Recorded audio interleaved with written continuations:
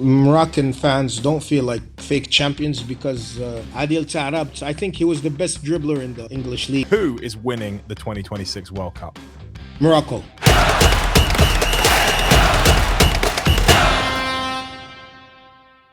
Welcome, everybody, to Make Football Great Again, your definitive 48-nation roadmap to the 2026 World Cup. My name's Harry Brent, and over the coming weeks, we're profiling every single nation heading to the tournament this summer to find out more, not just about the teams, but about the countries, cultures, and fans involved. And hopefully, we'll uncover a few little stories and secrets along the way, too. As for today, we're covering Morocco, and I'm delighted to say we're joined by Moroccan football journalist Ahmed Talal Ahmed. Welcome to the show. Salam alaikum. Salam alaikum, Harry. Good evening to you and to all your followers. And I would be glad to welcome you once in Morocco and show you all the beautiful stadiums and all the beautiful infrastructure we have here in our country. Oh, 100%. Yeah. No, I mean, I've never been out there, but I would love to go, especially, to get myself at a football game there. That would be... you have an open invitation whenever you want, you and your team. Thank you very much.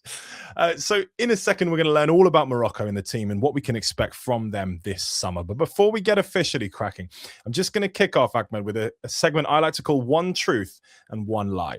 So what I'm going to do is I'm going to present two seemingly crazy facts about the Moroccan national team. One of them is 100% true. The other is completely false. So I'll read them back to back and you let me know which you think is the true fact. So fact number one. The Moroccan national team once made their players run 5 kilometers through the Sahara Desert while carrying 10-kilogram sacks on their shoulders to simulate the physical pressures of a high-stakes penalty shootout. Fact number two. A Moroccan manager was effectively fired by a radio show host who reported incorrectly that he'd been sacked. The public reaction to this fake news was so overwhelmingly positive that the Moroccan FA decided to sack him anyway. So, Ahmed, what do you reckon? Which is the true fact there? I guess the truth fact is sacking number two. Your instincts are bang on. Yeah, so it was Henri Michel in 2008. Morocco just had a poor performance at the AFCON, but the FA didn't plan to sack him. But since the fans were so positive about the fact that they thought he'd been sacked, they decided to save face and do it anyway. What a bonkers story. And if we go back to the 90s, I think that Henri Michel has done a great job with the Moroccan national team personally. I was only 6 when I watched the first World Cup. The Morocco qualified even to the 1994 World Cup. I was only 2 years old back then, so I don't quite remember. But when I was 6 years old when they played their second World Cup with Henri Michel, who did a great performance. He tied 2-2 against Norway and lost against Brazil with the historical and legendary national team of Brazil with Ronaldo and Cafu and all of them, Rivaldo and everyone, which they played final against France, Brazil national team. And then Morocco won against Scotland 3-0, but it was too late for them to qualify because they only had 4 points. And as we speak about the final of 1998, I want to pay tribute to the big referee, the Moroccan referee, who played the final of the 1998 World Cup in which France won the World Cup. He was named Saïd Belkoula, one of the best referees in his time, which he gave a lot to the Moroccan football and to the international football in general. Yeah, for sure. Yeah, and some great memories, as you mentioned there, from the 1998 World Cup. So, Morocco, 5-time participants at the World Cup. Their latest showing was by far and away the best, wasn't it, Ahmed? At Qatar 2022, they became the first African nation ever to reach the semi-finals of the tournament after beating Belgium, Spain, and Portugal before ultimately losing to France in the last 4. As for this summer, they're in Group C alongside Brazil, Haiti, and Scotland, and will be looking to make it to the knockout stages in back-to-back tournaments for the first time ever. But before we talk properly about the 2026 World Cup, I just want to begin, Ahmed, with a segment we call the Travel Log. So in this segment, before we talk players and tactics, I just want to get to know a little bit more about Morocco as a footballing culture, the history and the fans behind the team, as it were. So, to kick us off, tell us, who is Morocco's footballing GOAT? Football and goal. Okay, so speaking about the World Cup, you have mentioned the great performance of Morocco in the 2022 World Cup that was organized back in Qatar. And I, as a journalist, I was there for the coverage. I was accredited by the FIFA. So we were almost 70 journalists from the Moroccan delegation, press delegation, who made this coverage. And it was a historical competition. We were the first Arab and African country to reach the semi-finals, and I think we deserved to play final because the referee and the decisions made by the referee that game were a bit too harsh with Morocco. Boufal, he used to play for Southampton, by the way. Southampton, by the way. He was one of the best dribblers in the English league, but sadly there was a penalty of Boufal which wasn't mentioned by the referee. But we did a great performance. Lost the third place game against Croatia. But overall, we as Moroccan journalists and as Moroccan fans, we were very satisfied with that performance. With this said, I will mention that the Moroccan national team was the first African and Arab national team to qualify to the World Cup in 1970. That was the first participation of a Moroccan, of an Arab and African national team in 1970 back then. And then we won the African Cup in 1976 with a very famous national team in which it was the golden era of Moroccan football. We had a striker called Ahmed Faras. He's recently passed away. My condolences to his family. He was one of the best strikers in Moroccan history. He used to play for a Moroccan club called Shabab Mohammedia. And by the way, all the Moroccan players were from the Moroccan clubs, like local teams. So we had no player who plays abroad, and that's what made the strength of this Moroccan national team of 1976. After that, there was like a kind of like the bad days of the Moroccan national team from the 70s to the 80s, and then 1986 was one of the best years of Moroccan football, in which we qualified, of course, to the World Cup. We had a famous coach called Faria, Mehdi Faria. He was called Faria, but then he converted to Islam, so he got the name of Mehdi Faria. It's some Muslim name, by the way, and he qualified the Moroccan national team to the World Cup, which was in Mexico, and we had a great performance in which we were placed first with a very famous team full of stars: Mustafa Haddawi, Dolmi, who was an ex-Raja player, Aziz Boudrebala, Badou Zaki, he was the ex goalkeeper of Mallorca. He was an African Ballon d'Or. And then we had this great team, but we lost in second round. I think it was against, if I'm not mistaken, it was against Germany. So we lost in the second round, but in the first round we beat Portugal. We beat big nations of football. And then we had the African Cup, which was organized in Morocco in 1988, which we lost in semifinals against Cameroon with the famous team of like the golden era of Cameroon. And Cameroon, by the way, won that cup in 1988. So they disqualified Morocco in the semifinals, and they won the AFCON 1988 in Morocco.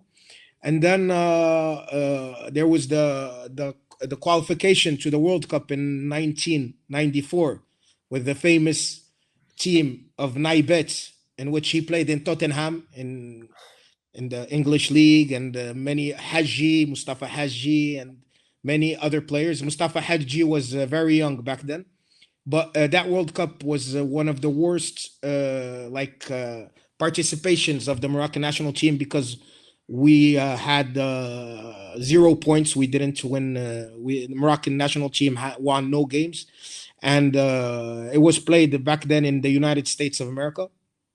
So then came 1998 with Henri Michel, in which we had a very good participation, but we didn't go through the second round. Some people say that Brazil and Norway tied, so Morocco couldn't go to the second round. But it's rumors, as I said, nothing. We don't have the true version of what happened during that edition.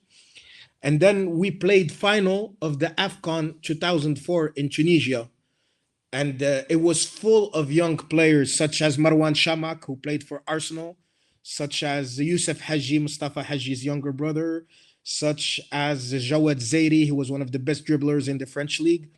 And we played final against Tunisia, who was hosting the AFCON 2004. But we lost during that final 2-1. It was a 1-1 game, very tight with Badou Zaki. He played as a goalkeeper. He was a very good goalkeeper, ex Ballon d'Or, as I mentioned. And he was a very successful coach with the Moroccan national team, a big soccer personality in Morocco.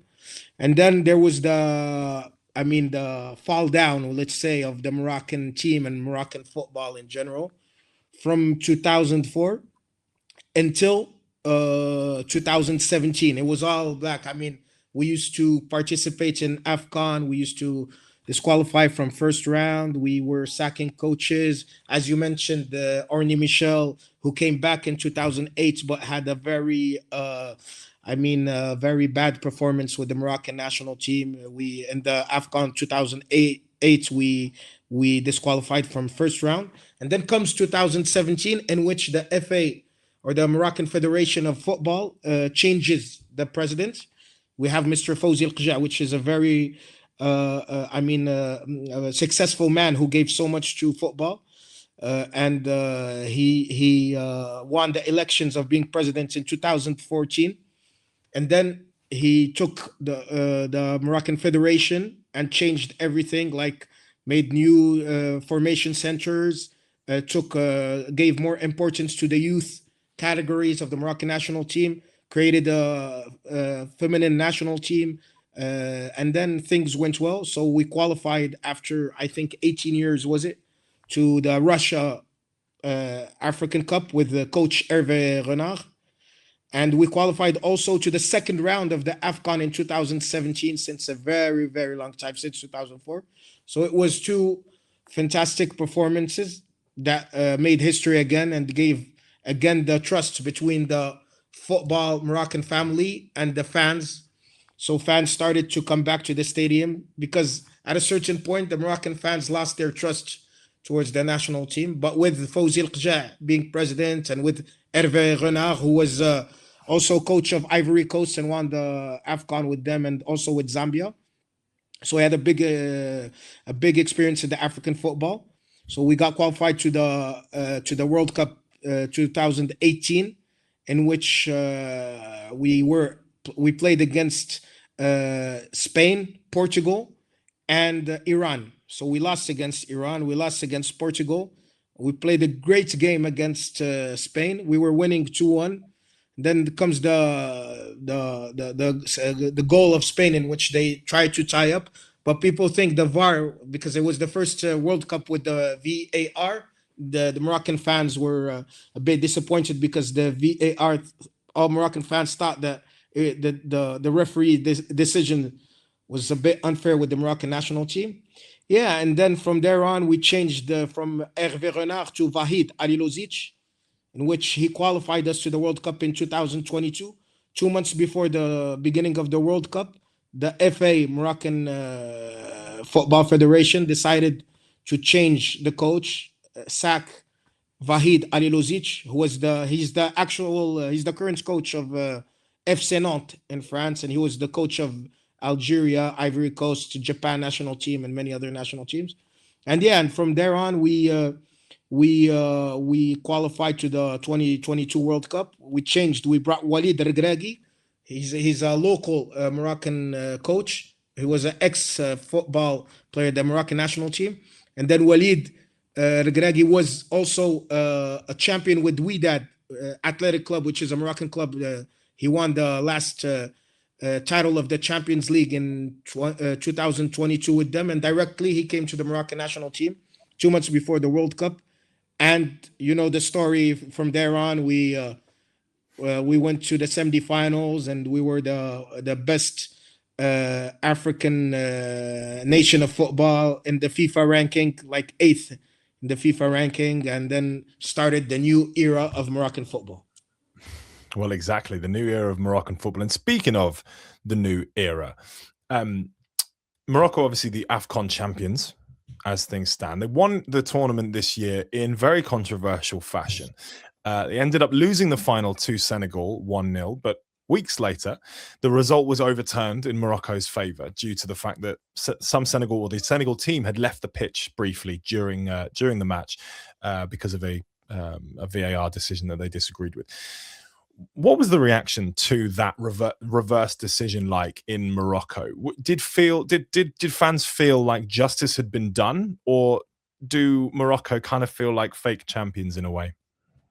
The Moroccan fans don't feel like fake champions because I think we have done a street interview lately after the decision was made 2 months ago, or has been taken from CAF, and all Moroccan fans said that justice have been made because they thought that what the Senegalese national team did during the AFCON 2025 had nothing to do with football or with the fair play or with the what the FIFA regulations say. Because when you leave the pitch 15 minutes and you don't come back, and then you have your ex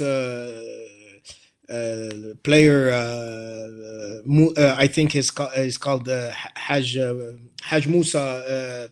He was I forgot his name, but he was a legend in the Senegalese football national team. Speaks to Sadio Mane, and then Sadio Mane tells his players or begs his players to come back, otherwise they will lose the final.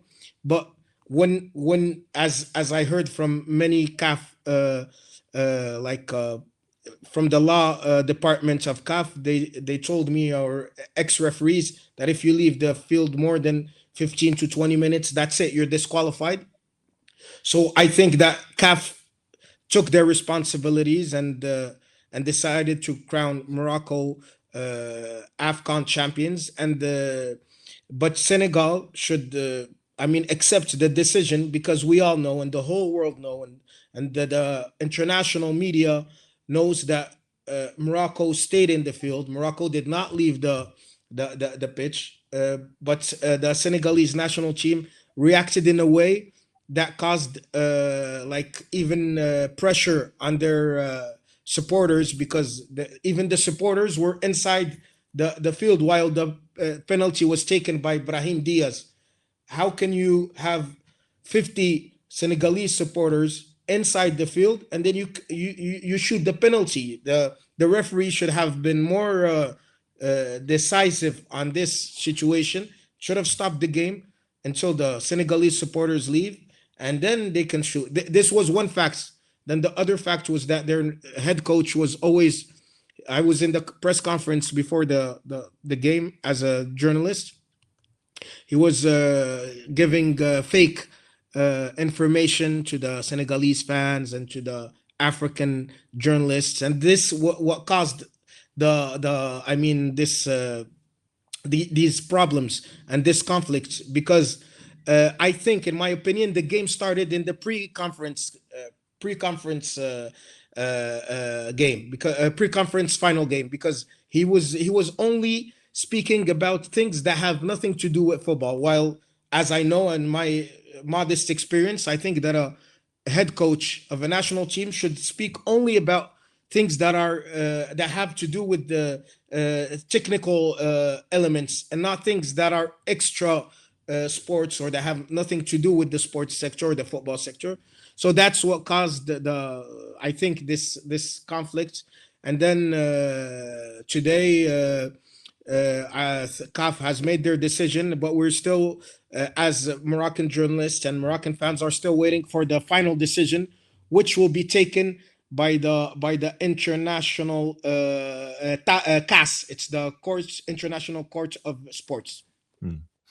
Talk to me about Adel Taarabt. He was a bit of a divisive figure here in the UK, hugely talented, but never quite lived up to his potential at Tottenham, QPR, or Fulham. Similarly, Hakim Ziyech, another Moroccan, talent, great Moroccan player, never really shone at Chelsea, despite, doing great things at Ajax. Why did those two fail in the UK? And a question on top of that: which was the better player between them? Who was more talented out of the two? More talented. You mean I mean talented. We obviously it's Adel Taarabt. No comparison. Like Adel Taarabt, I think he was the best dribbler in the English league. He did the great performances with the Queens Park Rangers and with the. I mean, especially his time at Queen Park Rangers was historical. I mean, the official page of the English league still shares his videos. I mean, dribbling and doing his fantastic games. I think it was one of his best performances in his career.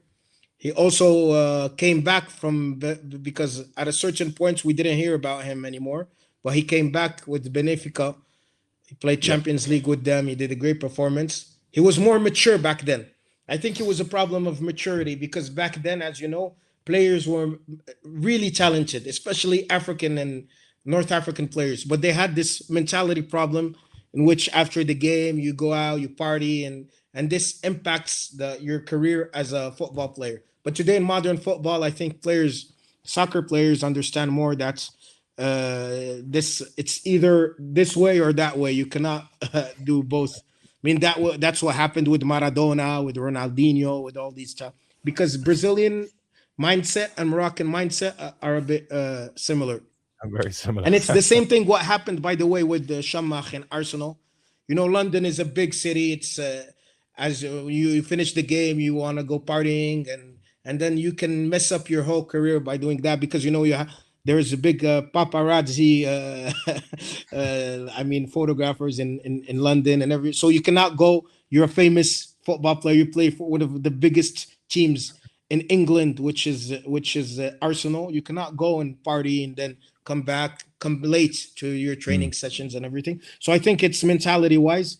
Speaking about Ziyech is a bit different because he had a hard childhood, but then he grew up. He did the great performances with his first team. And then he moved to Ajax, and it was one of the biggest transfers back then. And he did like his time in Ajax was legendary. He scored against Real Madrid in both games. He qualified Ajax to semifinals of Champions League. I think it was in 2018, 2019. He was best player of the league in many years. It was a choice for me. Playing in Chelsea at that time was it was like I mean it was Chelsea is a big team and Ziyech is a big player, but I think that his choice was a bit mistaken because of I think in my opinion he should have stayed more in Ajax and then moved to a big club. But also his time in Chelsea for me there was two Hakim Ziyech. The first Hakim Ziyech when he won the Champions League, and then Hakim with Chelsea, of course, and then he won the FIFA Club World Cup with Chelsea, and then after that, it was a complete disaster with Chelsea, and then he moved to Galatasaray. He had good performances in the first season, and then things didn't go quite well, and then he moved to a club in Qatar, and now he's in Wydad in the Moroccan league, and I think he's doing quite well. He scored 2 goals, by the way, yesterday, one from a free kick and one from a penalty. But as I said, Taarabt and Ziyech are big players that have given so much to European football, but choices that were made either by their managers, either by their agents, were not suitable with the career they should have had if they made better choices. Right, we'll move on to the scouting report. So here we'll just find out a little bit more about Morocco, the team, and what we can expect from them this summer. So, Ahmed, just for the British fans tuning in, who are we going to recognise in the squad this summer? Are there any Premier League players in contention? Any former Premier League players in there? What can you tell us? Premier League players. I think there is. Watford plays for second division, right? Watford. Yeah. Yeah. Atman Mu'amma plays for Watford. I think he was lately he won the U20 World Cup with the Moroccan national team because we were champions in the U20. The Moroccan national team beat Argentina 2-0 in Chile in the last World Cup that was organized in Chile in 2025. So there was Atman Mu'amma who plays for Watford. I think he's going to be called up because the same head coach who coached Morocco in the U20 is right now, he's called Mohamed Wahbi. He's right now the current coach of the national team A of Morocco. So I think Atman Mu'amma, I think that I'm not sure of there Mizraoui, he plays for Manchester United as well. He for sure because he's been in the national team since 2017-18, so he's going to be in the list as well. Mm. Uh, Mm. Amrabat, he used to play for in the with Manchester United. He's now in Real Betis. I think Yep. he used to play. So I think these are the players that play for. If you have any names in mind, you can ask me. Yeah, so I mean, Naif Aguerd, who plays for West Ham. We also have He some big used to names. play. He used to play for us, and now he's in Marseille. Yeah, there we go. And outside of the He Premier League, of course, we have Ashraf Hakimi, we have yeah. Brahim Diaz, we Ashraf have Hakimi, he's injured right now, but he's gonna be in the World Cup. yeah, Brahim Diaz, he's doing a great performance with Real Madrid lately, so he's gonna be in the World Cup as well. You have Youssef Ansari, who used to play for Sevilla. He's now in the Saudi league. I think he's gonna be in the World Cup. Yassine Bounou, one of the biggest goalkeepers in the history of course, of a Moroccan football. legendary tournament in 2022, of course, Yeah, from him. yeah. Who of those players? We've mentioned some big names there. Who is Morocco's talisman? Who's the big main man for Morocco? Well, it used to be Diaz, but when Diaz missed the penalty, I always compare him to Baggio when he missed the penalty in 1994. They say he died standing, so I think Diaz died standing as well when he missed the penalty. But I think there after the CAF decision, the people started being more the love came back from the fans to Brahim Diaz. I think that maybe we can see Ziyech again because he's doing a great performance with Widad. You have also Sibari, who plays for PSV Eindhoven. He's quite well as well. He's one Mm. of yeah, he was one of the best players in the league in Holland. Also, you have the defense. Oh yeah, we have a defender from Fulham. He's called Issa Omar. Diop. Huh? Issa Diop, exactly. Issa Diop from Fulham.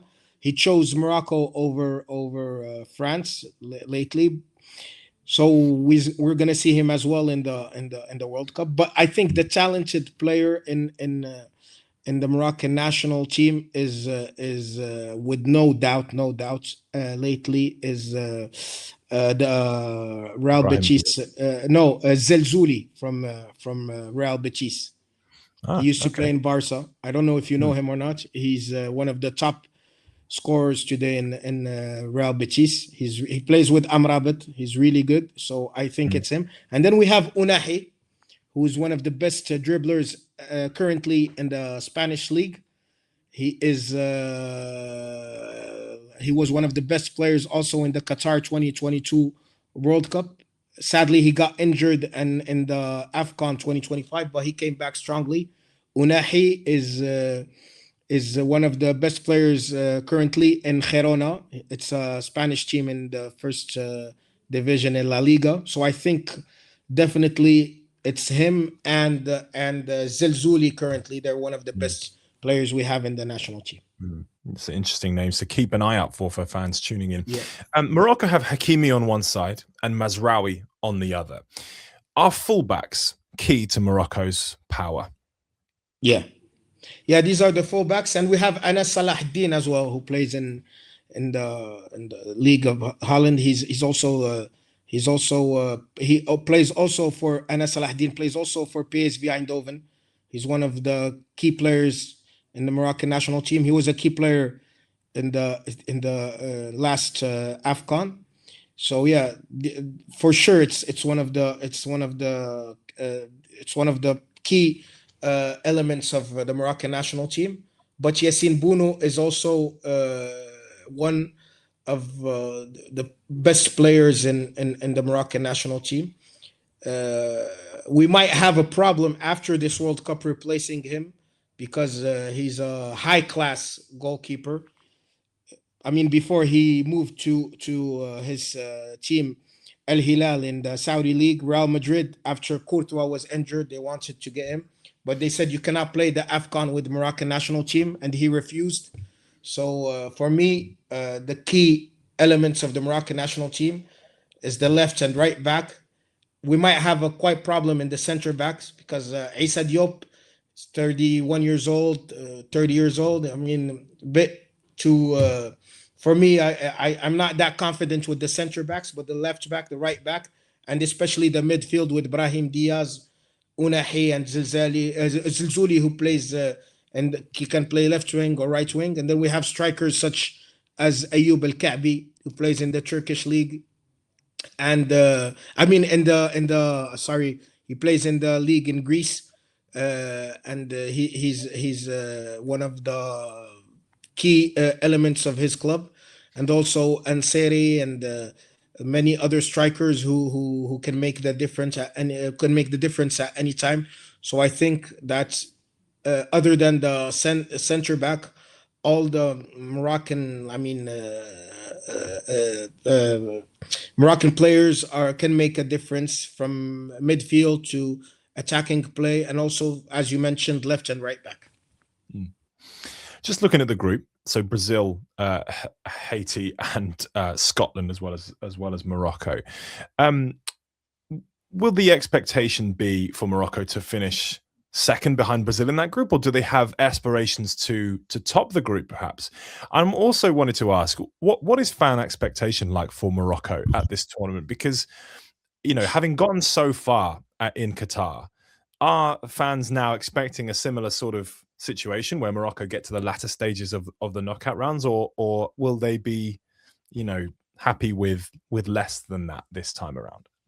After the 2022 Qatar performance in the last World Cup edition, the expectations are really high. Trust me, the Skyrocket. mind the, the Moroccan mindset has changed.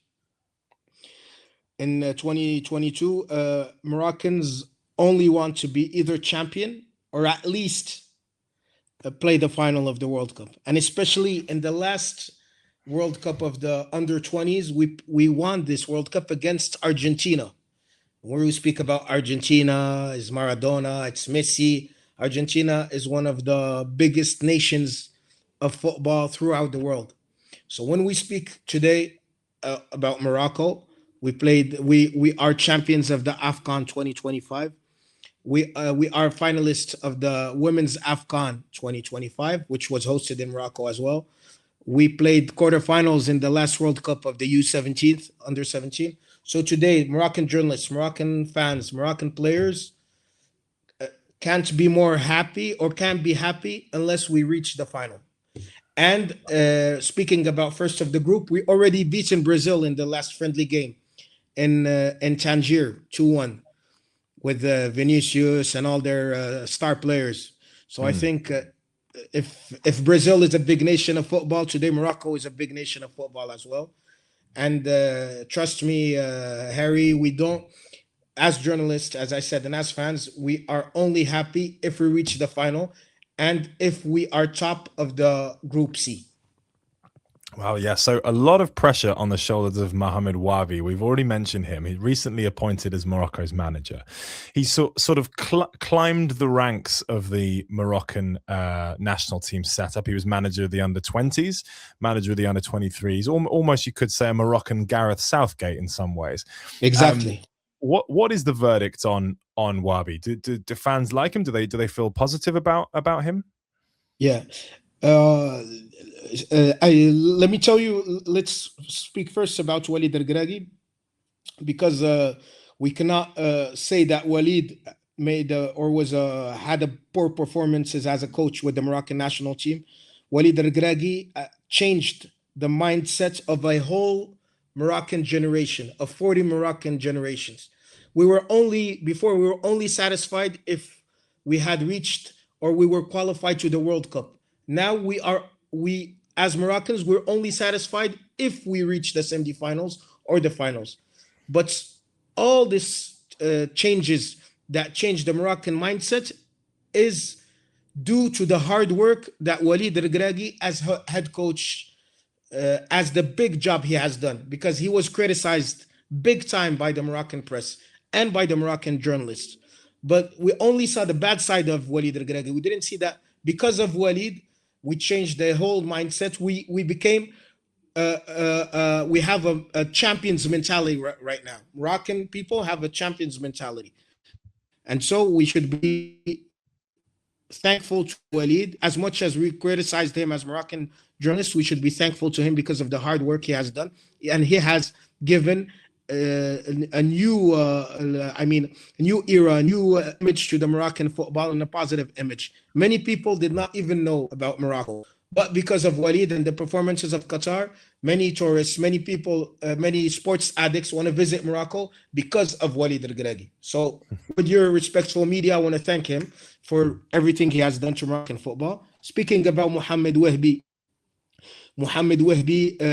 is, as you mentioned, you compared him to Southgate. I really share this comparison you have made, because Mohamed Wahbi started in Belgium his football career as a coach.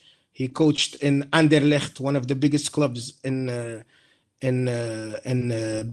Belgium. He was a technical director over there, coached the youth teams over there. So he has a big background in what everything that has to do with the academic side in football. He's more an instructor of football than someone who has practiced football like Walid Regragui.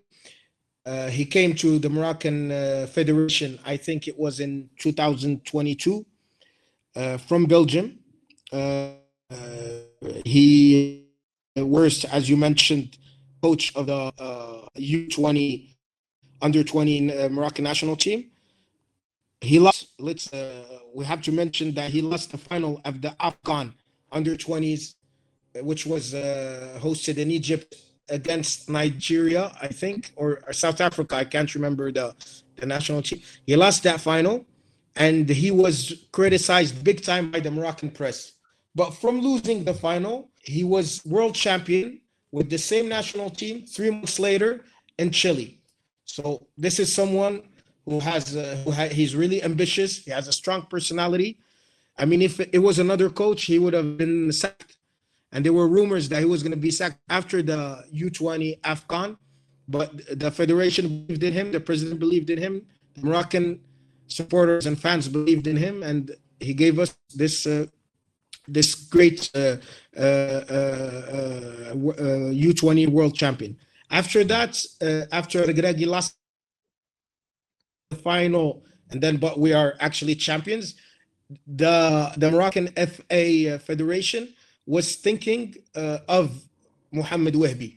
Fans, all fans were saying, were like writing his name on Facebook, on platforms, street interviews, everybody. It was either him or Tariq Skitiwi, who is the actual current coach of the national team of Oman. It's a country in the Middle East. He won the Arab Cup with the U23 national team, or the local Moroccan national team. And there was two names in the Moroccan media, Mohamed Wahbi or Tariq Skichewi. So Wahbi was the choice A of the federation and of the fans. And of course, he was, as you mentioned, recently appointed as head coach in a famous press conference where Regragui was present as well. And the federation thanked Regragui in front of the journalists and the Moroccan fans. And Wahbi took over the Moroccan national team. He played the two friendly games. He won one game and tied in another lately, in both in Madrid and in France. So I think that from my point of view, Wahbi will be the right man at the right place, as we say. Right, we'll just wrap up with some rapid fire questions. So I'll throw some questions about the World Cup to you, and if you just give me a one-word answer, whatever comes to your mind. So first of all, I'm going to put you on the spot, Ahmed. Who is winning the 2026 World Cup? Morocco. I like the optimism, man. Well, that answers my next question, which is going to be, where do Morocco finish? So you've already answered that one. Who is winning the Golden Ball, so the best player at the World Cup? Brahim Diaz. Diaz. It would make sense if Morocco are winning the tournament. And what about the Golden Boot? Who's winning? Who's the top scorer at the World Cup? Top scorer. Let's say Mbappe. Well, brilliant. Well, to completely wrap us up, I was going to ask you for your controversial prediction for the World Cup, but I'd say you've already given it to us. So if you're happy with that, you're welcome to give us another one. That's a pretty controversial one right there. Argentina. Oh no, you don't have to change. I'm just saying, if you have another controversial prediction in mind, by all means, give it. I'd say that's brilliant. Morocco winning it. I love it. Harry, Morocco is my choice A, choice B, and choice C. That's the spirit, man. That's what we need. Well, Ahmed, thank you so much for joining us. And Harry, by the way, if you ask any other Moroccan journalist, he will have the same answer as I do. Well, I certainly wish the optimism was that high in England. I can assure you it's not even anywhere close to that. Harry, so, in Morocco, we work as a family, the journalists and the federation and the players. We try to all be ambitious for one goal, is that after the end of the 2026 World Cup, Morocco will be the world champion. Inshallah, as we say in Islam. Inshallah, yeah. Well, a lot to learn, I think, from that for everybody else, all the other nations out there. Well, Ahmed, thank you very much, as I say. And that does it for our Morocco preview. Let us know in the comments how you think Ashraf Hakimi and co will get on this summer. And join us next time for more stories, insights, and deep dives as our global scouting mission continues as we count down the days to the 2026 World Cup this summer. Until next time, keep making football great again.